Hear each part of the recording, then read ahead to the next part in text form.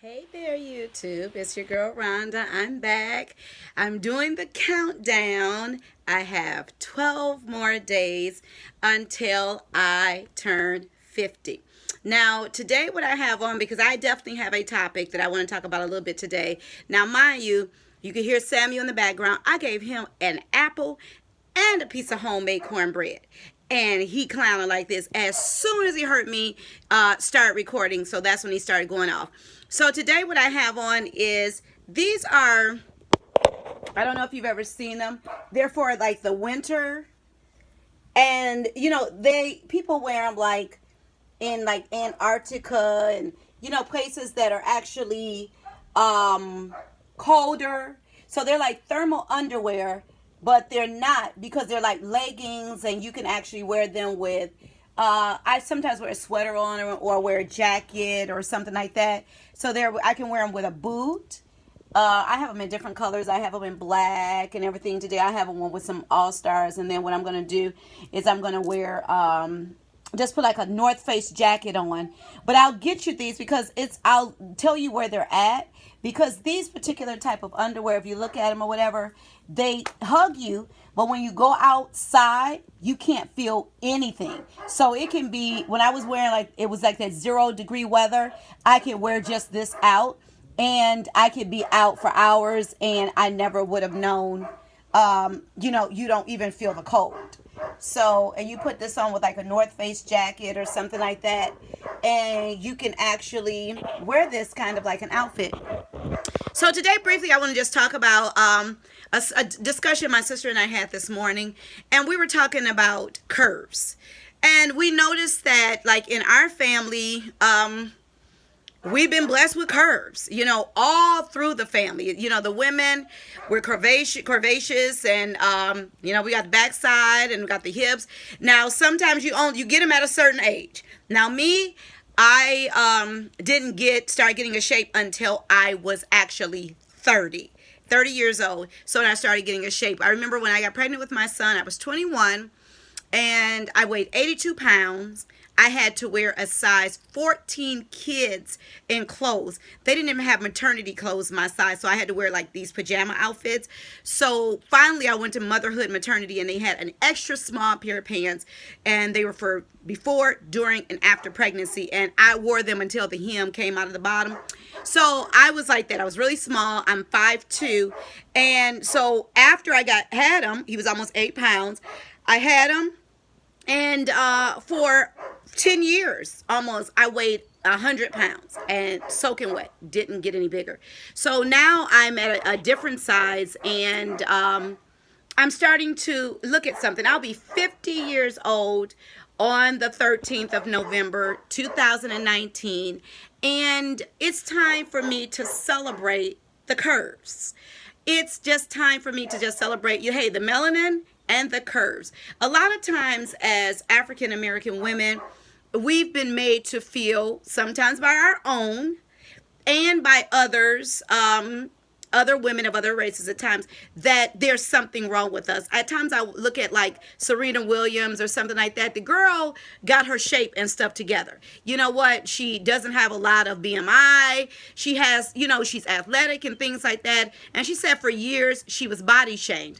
Now, I know what it was like to be body shamed, because I was too small and I didn't have like the curvaceous shape, and I wasn't top heavy or anything. And then I was also too dark. So I know but that didn't come from the outside. That came from the inside. So it took me a minute to learn how to celebrate what people were paying for. I was blessed with. So it's not a cockiness. It's just embracing who I am. For years we were made to think that something was wrong with us because we had extra hips or butt or something like that. And but there's nothing wrong with us. We're all different shapes. We're all different sizes. We're all different skin shades, and we're supposed to be celebrating. And we've been made as a society. I know there's a lot of Willie Lynchism and things like that, which will cause that. It's, a lot of stuff to bid people against each other within a community. Make sure that as long as they are not on one accord, as long as they're fighting each other, then it'll be okay. And it's not okay. It's time for us to celebrate who we are and who God created us to be. We got one body. And at this particular time, other than getting like maybe my teeth done and I plan on keeping what God gave me. You know what? Some things, at times, I know gravity may take place, but you know what? We have to see that and see it when we get to it. I plan on working and exercising a little bit. But I'm not going to wear myself out, you know.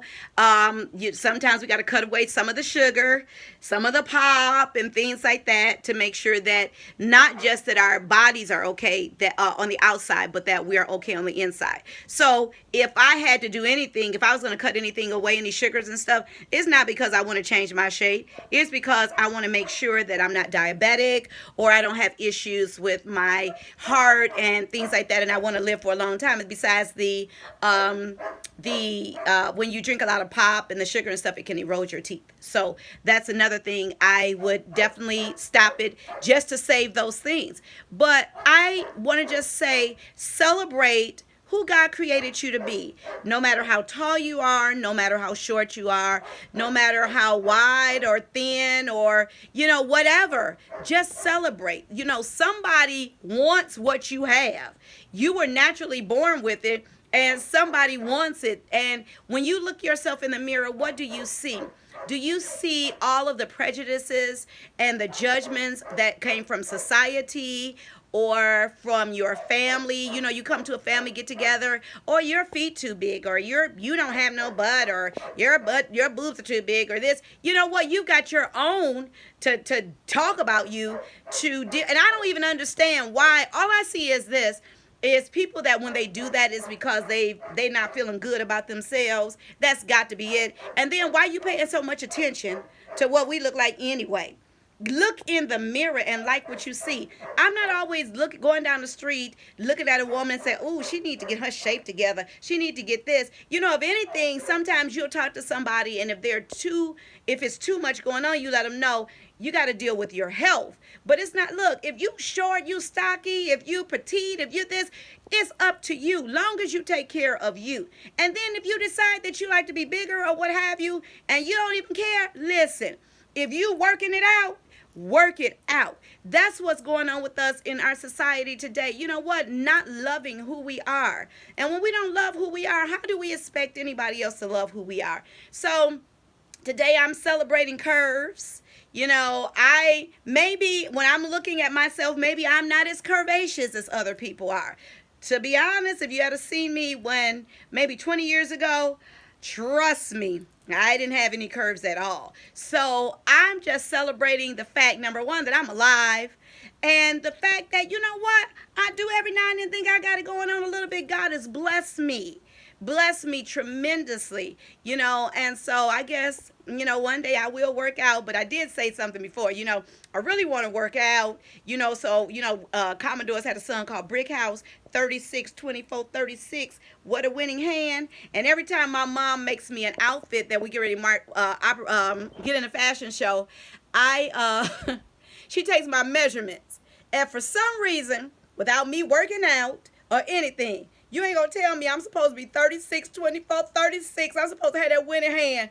And every time my mother measures me, I am totally opposite of 36, 24, 36. So I just enjoy my little measurements, and I'll tell myself, well, at least I'm close, I think, But when it's all said and done, I'm just excited that I'm still on this side. I still have an opportunity to make it good. And I don't have to do it because I'm thinking that it's going to make me better for somebody else. That's not what it's all about. It'll make me better for myself. So what you do today is enjoy your curves. I started this thing, and I'm working on things called Poshmark. So I have like bins and stuff, and I've got all my clothes out because I started cleaning out my closet. And with some of the purses and shoes and things that I'd never worn. I said, well, let me see if I put them on Poshmark to see how we do it. And Poshmark is like a consignment shop. And so I'm kind of working on that. I got to it, and then I stopped because I've got so much other stuff going on, with the school and everything like that. So it's just so much, that you got to start working out. But today it's about celebrating. Look, celebrate who you are. Celebrate who God created you to be. If you got curves, if you don't have them, you know what? Just be excited. Like I said, there's people who are paying for what we have that we're naturally born with. They're tanning their skin I never thought in all these years, because I was known for being so dark, and then my lips. I was blessed with full lips, and I never thought growing up that dark skin and full lips would be in.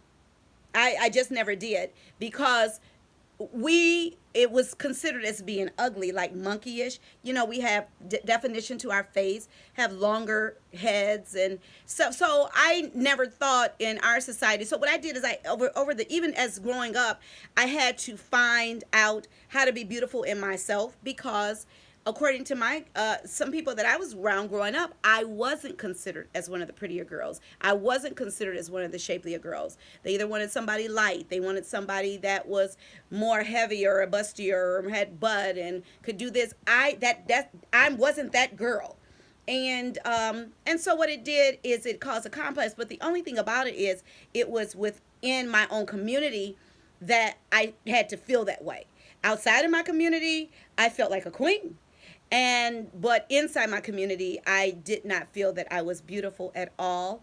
I have to admit it, over the years, my community has begun to embrace me. And it's awesome, because I have all these good qualities, but for me, I wasn't considered as their prettier one. So yeah, you may be able to cook. You may be able to you're a good mother. You're a hard worker. You can hold it down. You're loyal. You're all of this.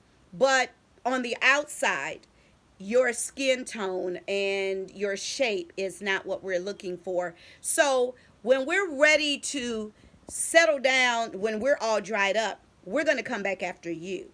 But in the meantime, while we're at our prime, we're going to go with somebody that may not be able to do all those things.